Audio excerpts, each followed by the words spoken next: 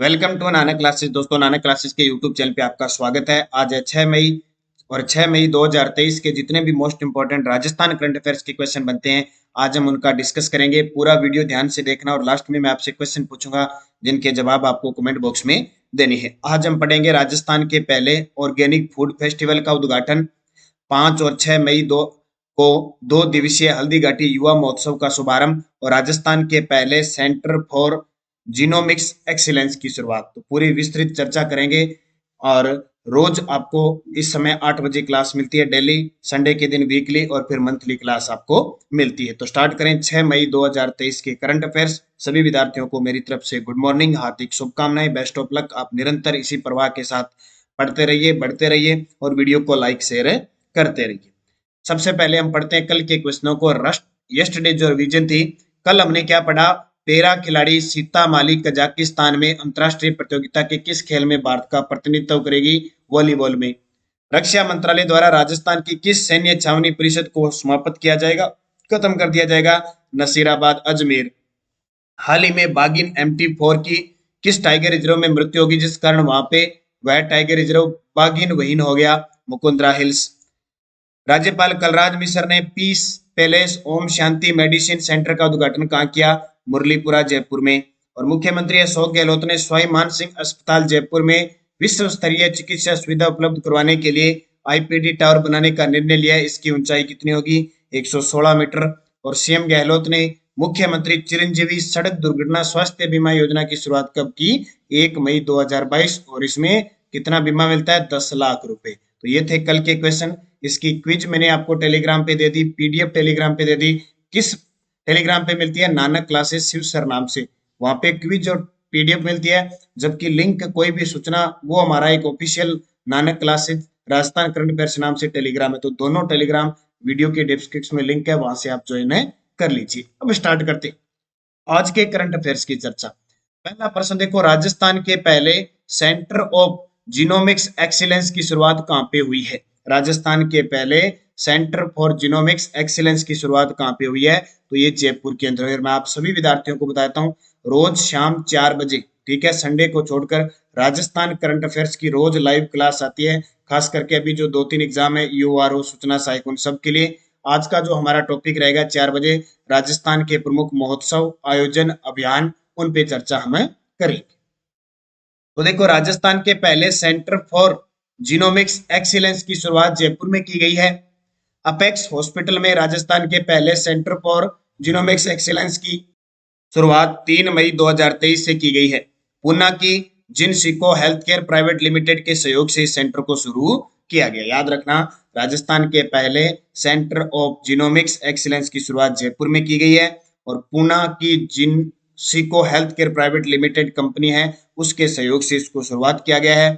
इस सेंटर पर DNA testing की अत्याधुनिक तकनीक जीनोमिक्स के जरिए किसी व्यक्ति के शरीर का कल्चर और कॉन्स्टिट्यूशन की जानकारी प्राप्त की जा सकती है, यानी उसके शरीर की स्थिति, जो चीजें हैं उसके बारे में पता लगाया जा सकता है।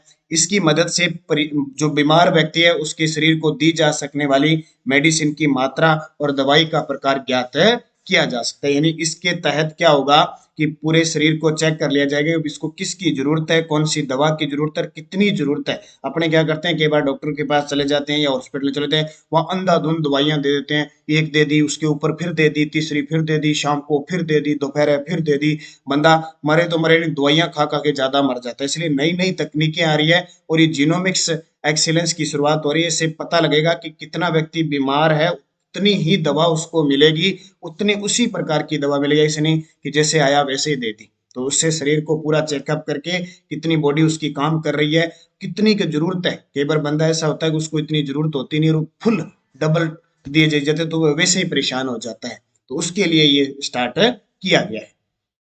दूसरा प्रश्न देखो, एशियन यूथ एथलेटिक्स चैंपियनशिप प्रतियोगिता में नरपत सिंह लमोर ने किस खेल में कांस्य पदक जीता है? ताशकंद के अंदर ये चैंपियनशिप चल रही है, कौन सी? Asian youth athletics championship. इस प्रतियोगिता में नरपत सिंह लमोर ने किस खेल में कांस्य पदक जीता है? हेमर थ्रो में जीता है। किसमें? हेमर थ्रो में। आप सभी को बता देता हूँ, पिछला जो रीट का पेपर हुआ था उसमें एक प्रश्न आया था इसी प्रकार। एशियन यूथ एथलेटिक चैंपियनशिप में सिद्धार्थ चौधरी ने, किसने? सिद्धार्थ चौधरी ने गोला फेंक यानी शॉटपुट के अंदर पदक जीता था, वो क्वेश्चन पेपर में आ गया। तो अब याद रखना, हैमर थ्रो के खिलाड़ी हैं नरपत सिंह लामोर। इन्होंने Asian youth championship, athletic championship है, उसमें हैमर थ्रो के अंदर कौन सा पदक जीता है? कांस्य पदक जीता है। तो ताशकंद में आयोजित एशियन यूथ एथलेटिक चैंपियनशिप प्रतियोगिता में चूरू के नरपत सिंह लामोर ने हैमर थ्रो में कांस्य पदक जीता है। जब चूरू की बात आई है तो आपको मैं एक और बता देता हूँ, चूरू से ही खिलाड़ी है। एक तो देवेंद्र झाझड़िया भाला फेंक के खिलाड़ी है, और चूरू से खिलाड़ी है मंजू बाला। कौन है? मंजू बाला। वो हैमर थ्रो की खिलाड़ी है। इसकी हैमर थ्रो की खिलाड़ी है, उनका संबंध भी चूरू जिले से। और पैदल चाल की खाली अगर खिलाड़ी की बात करें तो राजसमंद की जो भावना जाट है वो पैदल चाल की खिलाड़ी है। गोला फेंक मैंने आपको बता दिया सिद्धार्थ चौधरी। तो ये याद रखना, ताशकंद में आयोजित एशियन यूथ एथलेटिक चैंपियनशिप प्रतियोगिता में चूरू के नरपत सिंह लामोर ने हैमर थ्रो में कांस्य पदक जीता। तीसरा प्रश्न देखिए, बहुत शानदार है। अब तक आपने बीकानेर भुजियों का स्वाद चखा होगा, और बीकानेर के जो भुजिए बनते हैं वो मोठ से बनते हैं। किसे? मोठ से बनते हैं। लेकिन अब आप स्वाद चखोगे, जोधपुरी बाजरे का भुजिया भी तैयार हो चुका है। तस्वीर देख लो, चाय के प्याले के साथ भुजिए, और ये भुजिए कौन से हैं? ये जोधपुरी बाजरे के भुजिए बने हैं। इतने दिन बीकानेर के मोठ के भुजिए प्रसिद्ध है, अब जोधपुरी बाजरे के भुजिए भी प्रसिद्ध होंगे। ये तैयार किसने किया है? ये कादरी संस्थान। आए दिन कादरी संस्थान कुछ न कुछ नया करती रहती है, और अब नया कर दिया आपके लिए खाने की चीज का, और वो है कौन सा? जोधपुरी बाजरे का भुजिया तैयार कर लिया। सामने पड़ा है, चाय आपके पास पड़ी है तो प्लेट से उठाइए और खाइए। देखिए, केंद्रीय शुष्क क्षेत्र अनुसंधान संस्थान काजरी, जिसका मुख्यालय जोधपुर में है, और इसकी स्थापना 1959 को हुई थी। पहले इसकी मरु वन अनुसंधान के रूप में 1952 में स्थापना हुई थी। बाद में इसका 1959 में ये स्वतंत्र रूप से आई। बीकानेर के मोठ के भुजिए की तर्ज पर जोधपुर में बाजरे का भुजिया तैयार किया गया है। बाजरे के साथ थोड़ा सा मूंग मिलाकर इसे पौष्टिक बना दिया गया है। यानी जैसे बीकानेरी भुजिया में मोठ के भुजिए प्रसिद्ध है, मोठ के बनते हैं, उसी प्रकार अब जोधपुर में बाजरे के भुजिए बनेंगे, लेकिन उसमें क्या डाला जाएगा? कुछ मूंग मिलाए जाएंगे ताकि वो पौष्टिक बन जाए। और ये कारनामा किसने किया है? ये किया है काजरी संस्थान, जिसका मुख्यालय कहाँ पे है? जोधपुर के अंदर। ये आपको याद रखना है। बाजरा एक खरीफ की फसल है, और खरीफ की फसलों में सबसे ज्यादा उत्पादन इसका होता है। पूरे भारत के अंदर सबसे ज्यादा जो बाजरा होता है वो राजस्थान में होता है। बाजरे की बात आए तो राजस्थान में उत्कृष्टता केंद्र बाजरे का कहाँ खुलेगा? जोधपुर में। और अनुसंधान केंद्र कहाँ खुलेगा? गुडामलानी बाड़मेर में खुलेगा। तो इसको याद रखना, ये इंपॉर्टेंट प्रश्न है। बीकानेर भुजिया की तर्ज पर जोधपुरी बाजरे का भुजिया किसके द्वारा तैयार किया गया है? काजरी संस्थान के द्वारा। चौथा प्रश्न देखिए, राजस्थान युवा बोर्ड की ओर से 5 और 6 मई 2023 को 2 दिवसीय हल्दी घाटी युवा महोत्सव का शुभारंभ किसके द्वारा किया गया? बहुत ही शानदार प्रश्न है। हल्दी घाटी युवा महोत्सव संभाग स्तरीय है, और ये अभी आयोजन हुआ नाथद्वारा राजसमंद के अंदर। किसके द्वारा? राजस्थान युवा बोर्ड की ओर से 5 और 6 मई 2023 को 2 दिवसीय हल्दी घाटी युवा महोत्सव का शुभारंभ किया मुख्यमंत्री अशोक गहलोत ने। तस्वीर देख सकते हो यहाँ पे, सीपी जोशी 15वीं विधानसभा के अध्यक्ष, खेल मंत्री अशोक चांदना और मुख्यमंत्री अशोक गहलोत यहाँ विराजमान है। और 5 और 6 मई 2023 कौन सा? विश्व स्वरूपम नाथ द्वारा के अंदर हल्दी घाटी युवा महोत्सव। क्योंकि जब हल्दी घाटी की बात आती है तो हल्दी घाटी युवा महोत्सव कहाँ बनाया जाएगा? हल्दी घाटी है कहाँ पे? राजसमंद के अंदर, तो वही बनाया जाएगा। मुख्यमंत्री श्री अशोक गहलोत ने राजस्थान युवा बोर्ड की ओर से 5 और 6 मई 2023 को 2 दिवसीय हल्दी घाटी युवा महोत्सव का शुभारंभ किया। युवाओं को कौशल और तकनीकी नवाचारों से जोड़कर आत्मनिर्भर बनाने तथा उनकी प्रतिभा को तराशने और निखारने के लिए सरकार निरंतर प्रयासरत है। वर्ष 2030 तक राजस्थान को देश का अग्रणी राज्य बनाने में सशक्त, शिक्षित और विकसित युवा पीढ़ी की अहम भूमिका रहेगी। ये प्रश्न नोट कर लेना, क्योंकि हो सकता है आने वाले पेपर में पूछ ले कि मुख्यमंत्री अशोक गहलोत ने कब तक राजस्थान को देश में अग्रणी राज्य बनाने के लिए संकल्प लिया है? 2030 तक। और युवा महोत्सव, राजस्थान युवा बोर्ड की ओर से हल्दी घाटी युवा महोत्सव का आयोजन राजसमंद में 5 व 6 मई 2023 को किया गया, और इसका उद्घाटन मुख्यमंत्री अशोक गहलोत ने किया। अगला प्रश्न देखो, मुख्यमंत्री अशोक गहलोत ने बार काउंसिल ऑफ राजस्थान के लिए 5 लाख की आर्थिक सहायता हेतु वित्तीय प्रावधानों को स्वीकृति दी है। इसकी घोषणा किस बजट वर्ष में की गई थी? मुख्यमंत्री अशोक गहलोत ने बार काउंसिल ऑफ राजस्थान के लिए 5 लाख की आर्थिक सहायता दी है। वित्तीय प्रावधान कर दिया। इसकी घोषणा अभी जो 10 फरवरी को बजट पेश किया गया था, इस साल का 2023-24 के बजट में इसका प्रावधान किया गया। तो सीएम गहलोत द्वारा बजट घोषणा 2023-24 की अनुपालना में बार काउंसिल ऑफ राजस्थान के लिए 5 करोड़ रुपए की आर्थिक सहायता हेतु वित्तीय प्रावधान को स्वीकृति दी है। इससे प्रदेश में वकीलों की समस्याओं का समयबद्ध निराकरण हो सकेगा और वकीलों को राहत मिल सकेगी। कुछ दिन पहले वकील हड़ताल पर बैठ गए थे ना, तो उनकी कोई भी समस्या है समय पर उनका निराकरण होगा, उनको राहत मिलेगी। उसके लिए council of Rajasthan, bar council of Rajasthan के लिए स्पेशल 5 करोड़ रुपए की आर्थिक सहायता हेतु वित्तीय प्रावधान को स्वीकृति किसने दी है? मुख्यमंत्री अशोक गहलोत ने। और ये किस बजट की घोषणा थी? 2023-24 की।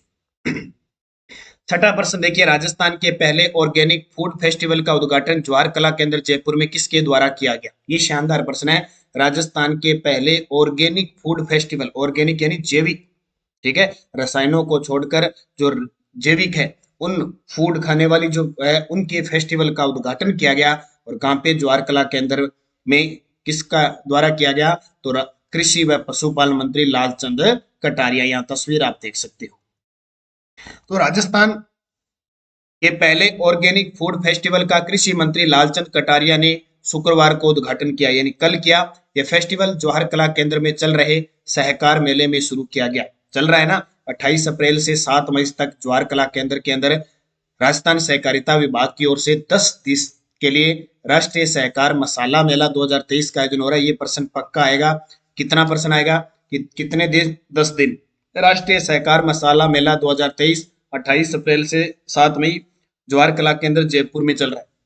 और इसके अंदर ही राजस्थान के पहले ऑर्गेनिक फूड फेस्टिवल का उद्घाटन है, वो हमारे राजस्थान के कृषि व पशुपालन मंत्री श्री लालचंद कटारिया ने इसका उद्घाटन किया। तो ये आपको याद रखना है। प्रदेश के कुख्यात अपराधियों की गिरफ्तारी पर पुलिस महानिदेशक कितनी राशि तक इनामी राशि घोषणा कर सकते हैं? देखो, आपने देखा होगा ना, किसी अपराधी को पकड़ना होता है, कुख्यात कोई अपराधी होता है, तो उसके पीछे इनाम रख दिया जाता है कि अगर इस अपराधी को पकड़ने में कोई सहायता करता है तो सरकार उसे इतना इनाम देगी।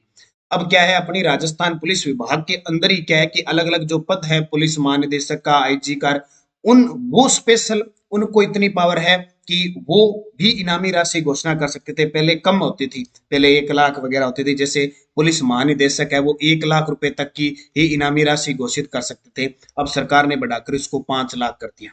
प्रदेश के कुख्यात अपराधियों की गिरफ्तारी पर पुलिस महानिदेशक जो डीजीपी होते हैं, जैसे वर्तमान में डीजीपी कौन है? उमेश मिश्रा, कितनी राशि तक इनामी राशि घोषणा कर सकते हैं? 5 लाख। पहले कितनी थी? ये 1 लाख थी। पहले कितनी थी? 1 लाख। अब 5 लाख रुपए तक की इनामी घोषणा कर सकते हैं। कुछ और देखो, तो प्रदेश के कुख्यात अपराधियों की गिरफ्तारी पर इनामी राशि में वृद्धि को मंजूरी दे दी।